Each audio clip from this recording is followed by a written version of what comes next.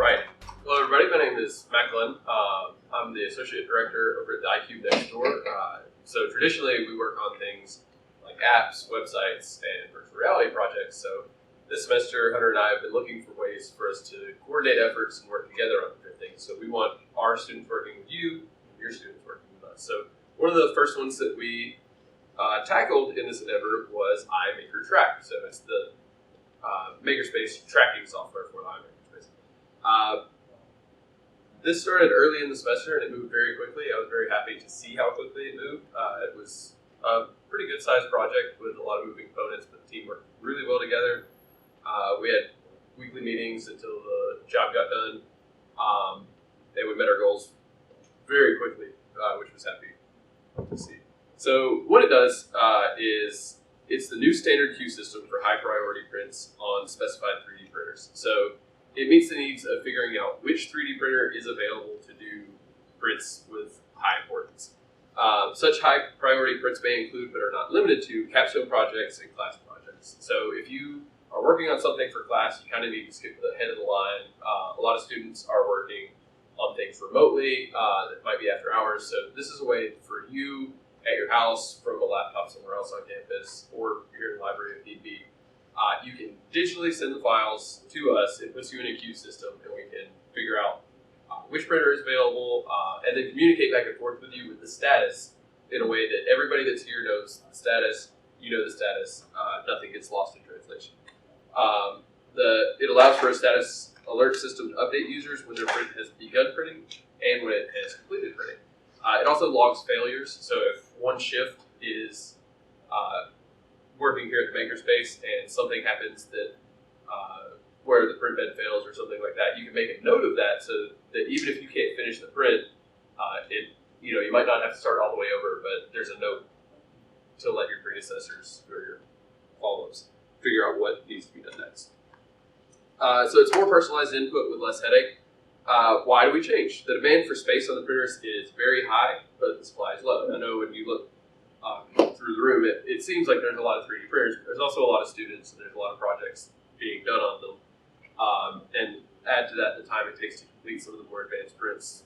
You really need to have a smart system for the ones that have high importance. So those projects, some projects are a higher priority and hereby may be queued to save the time of staff and users. And that kind of goes into the coordination of efforts and communication between staff members so that you're not, overlapping with somebody else. It keeps things in a nice, neat order. The iMakerTrack system will allow for more accurate usage statistics for the printers, which would directly affect funding for future expansion endeavors. That's another thing that's really great about this is you can track to see how many people are using our system, how many prints come through. You can even log how long the print takes, et cetera, et cetera. Anything that you want to track, iMakerTrack can be configured to do so. How does it work? So on the consumer end, user is welcomed by the iMakerTrack page and is prompted for a few details, and those include their name, their email, the print file, the type of print project, whether it's for a capstone class, et cetera, and their T number. That T number mostly just lets us know that you're a student here and you're not just taking advantage of the system because you found it. The page will display the status updates on that page should the user prefer to check the page or check their email. I did fail to mention a minute ago that in addition to tracking it on the website, it also has a rule setting that anytime certain actions are performed, it triggers an email to send both to the MakerSpace and to the user who submitted it. So you don't have to keep checking back. You'll get an email to your student account that says, hey, your print is ready, come pick it up, and it'll be in the queue tray for you. It's better for the user. By using the iMakerTrack, the user gets updates along the process from print start to print finish. Feature walk-in users do not have.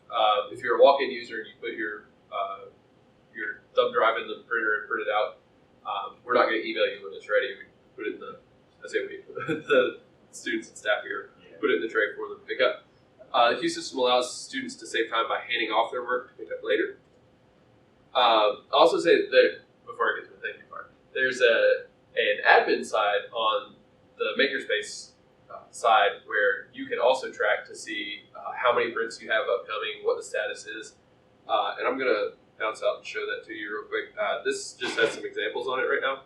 So here are some examples that we put where you can see what the print purpose is, what the status is. These haven't been processed yet. So Just a few tests so that you see kind of how it works. So if you were a student here, there's going to be a designated computer where you can see, here are the prints that we need to handle today, and you can rearrange them with the priority at the top. And in hopes that I don't go over time, we'll finish up real quick. So thank you. If anybody has any questions, please let me know. And I also want to make sure to give a solid shout out to everybody that helped on this project. Hunter Henshaw has been phenomenal in this, as always. He kept everybody moving forward very quickly.